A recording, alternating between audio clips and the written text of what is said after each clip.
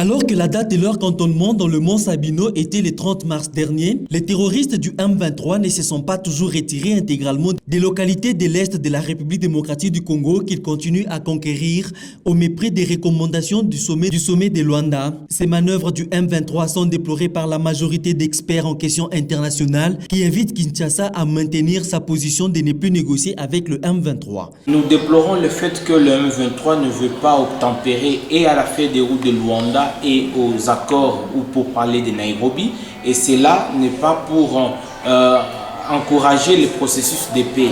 Donc ce qu'il faut faire au niveau interne, la RDC devrait interpeller la force régionale et la EAC à redéfinir sa mission pour que cette force soit aussi offensive et appuie les efforts congolais, ça c'est de un.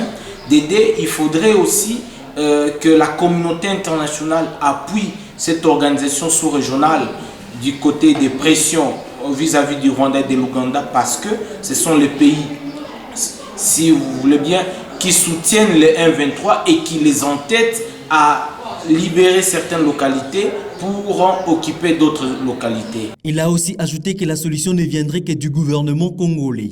La solution définitive proviendra d'abord de l'interne, c'est-à-dire du gouvernement congolais.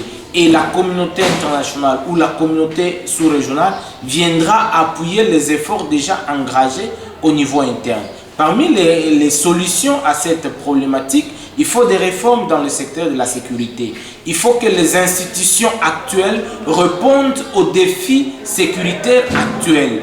Et des trois, il faut aussi privilégier l'intérêt général.